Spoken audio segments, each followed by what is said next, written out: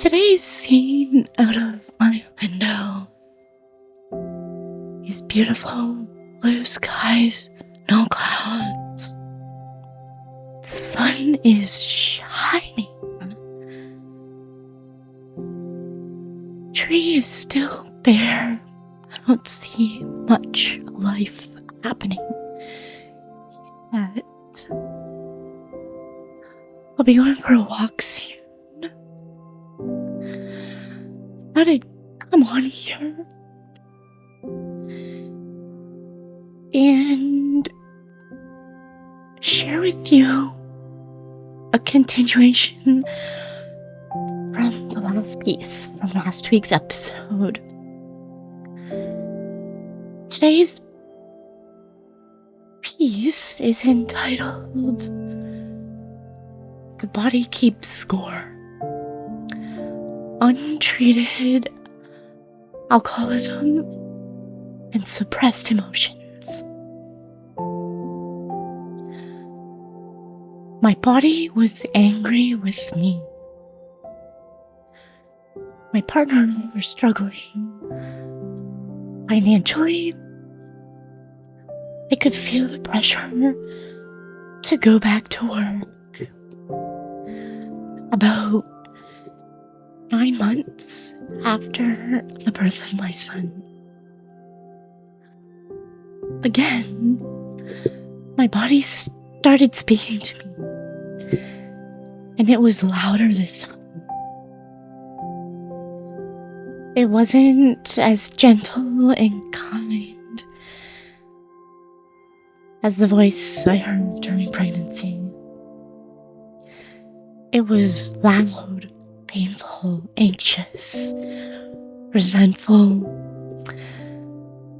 and full of discontent, rage even. My body was not healing well at all, and rightfully so. I was not emotionally well, and I wasn't doing anything about it. Chronic discomfort in my back was the only way I was going to listen. But not until it became debilitating. My mental state was a mishmash of a lifetime of unresolved stuff prior to pregnancy. It paired nicely with all the new parenting challenges. All I knew was that it was all my choice. Less than 2 months back at work, and the physical distress I had felt prior to working had multiplied tenfold. And I was forced to stop. And I mean stop. Stop everything.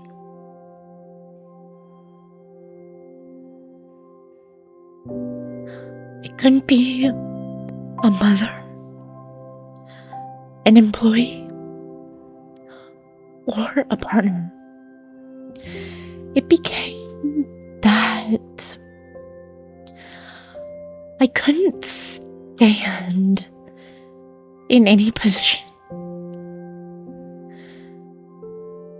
let alone upright, without excruciating pain in the lower back, hips, pelvis, buttocks, and legs. My whole lower half just decided it wasn't gonna play As a result, I became completely dependent on my partner, his parents, and his friends.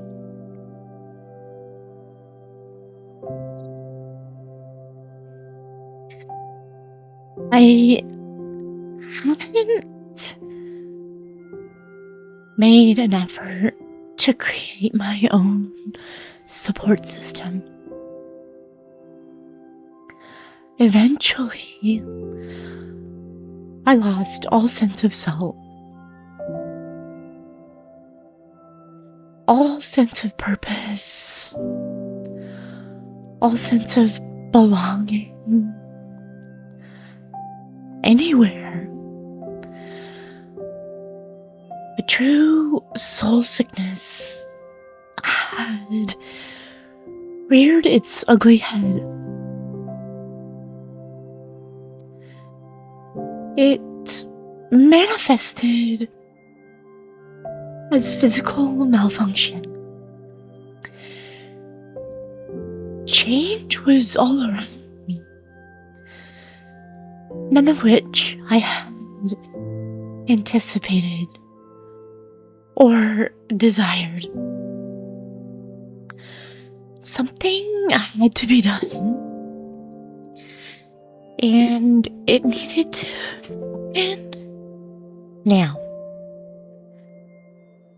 Endless trials with all sorts of medical professionals did little to understand what was happening. I was losing the desire to carry on and losing hope that there was any recovery to be had. It felt like a losing battle with little evidence of improvement. Not only physically bankrupt, but financially. Running a $2,000 to $20,000 deficit from medical bills and unemployment. My drinking had slowed dramatically as I was no longer in control of access to alcohol. I was stuck in bed all day, every day. I was in constant pain. Cries were so loud they could be heard down the hallways of our apartment building. This lasted for close to a year. Then I found cortisol shots and acupuncture. With regular treatments, I was beginning to stand taller with noticeably less pain. Enough so that after a couple months, I was slowly regaining normal walking abilities. During this debilitating experience, I promised myself I would do all the things that bring me joy if I could regain my normal strength. More on this later in another episode. I managed to stumble upon a job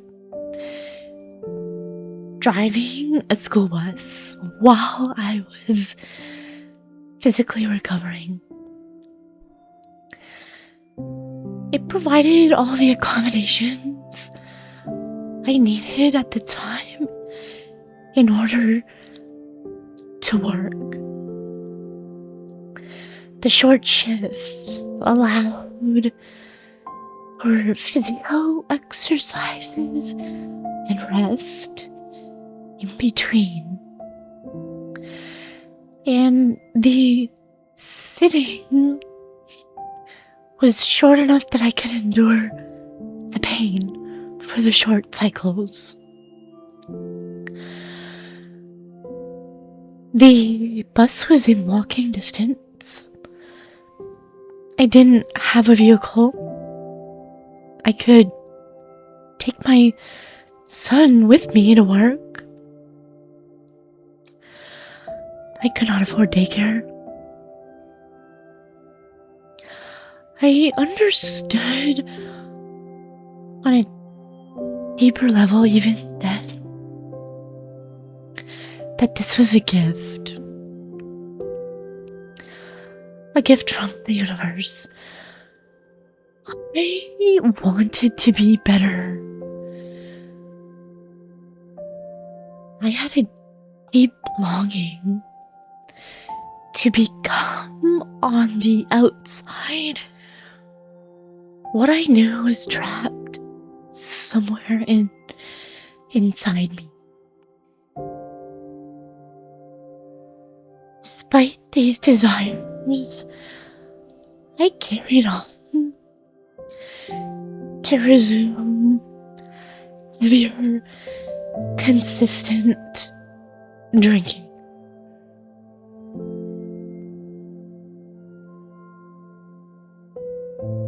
It acted as a painkiller.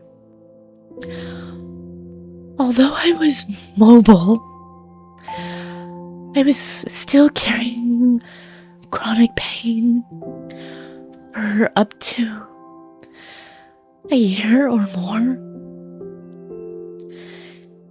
And I used alcohol along with other medication to ease that discomfort.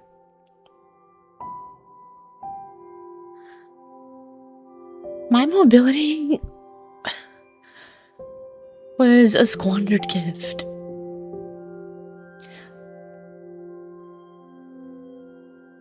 Also a blessing.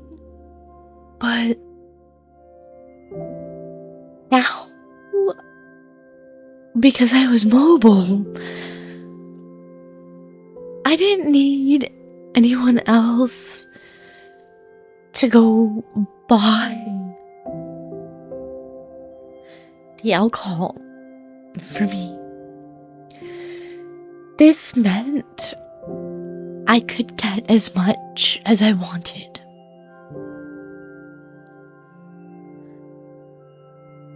And so, my soul sickness picked up momentum. So did my dependency on alcohol.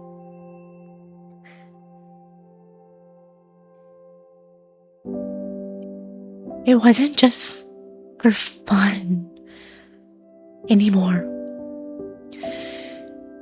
It was something I depended on in order to finish each day and push through each weekend. I did not keep that promise to myself. I did not start painting again. I did not start writing again. I did not start dancing again. I did not sit for hours with new music that stimulated my soul. I did not attempt to genuinely connect with any circles of people or community.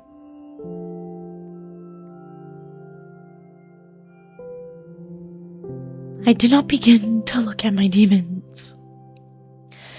And so they grew bigger and stronger every time I drank.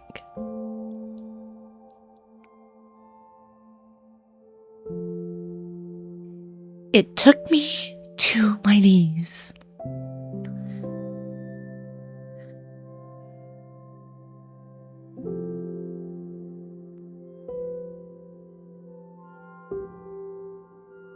The demands of life and motherhood felt soul-sucking, completely unfulfilling. I was disappearing, becoming less of a human. The rage in me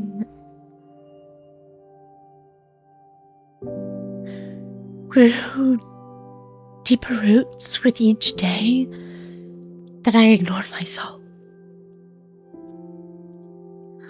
Life itself, existence,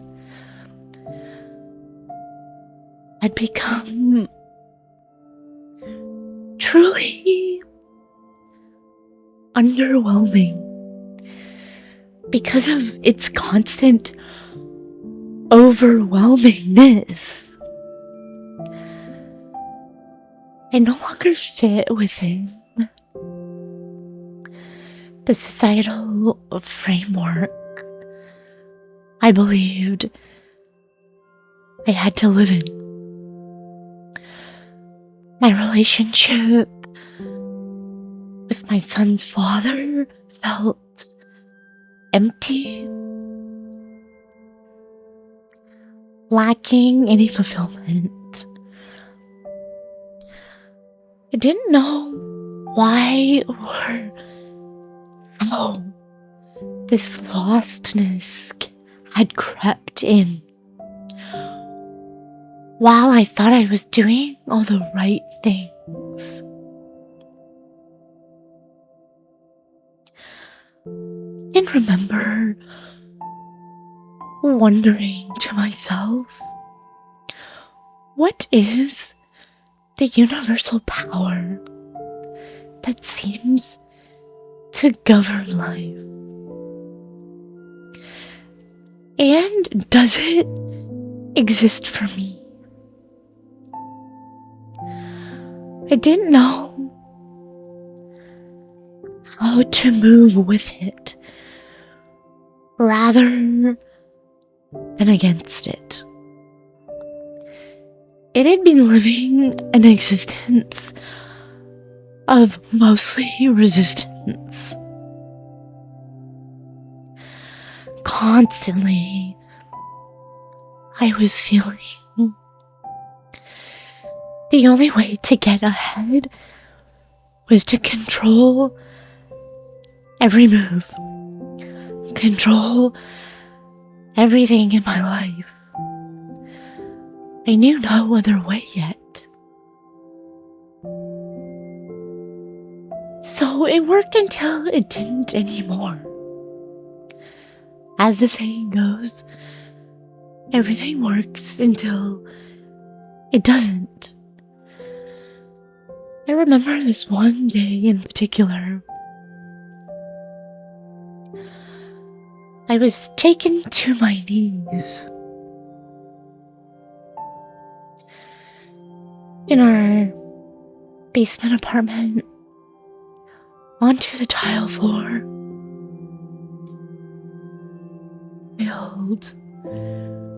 filled with rage, confusion, sadness, hopelessness, despair. I called out. I called out to something for help. I admitted some level of defeat, powerlessness, completely unaware of the power in surrender. And as raw as a newborn baby, I sobbed, I screamed, I flailed, I shook, I deflated. I allowed the floodgates of emotion to move through me fiercely once again.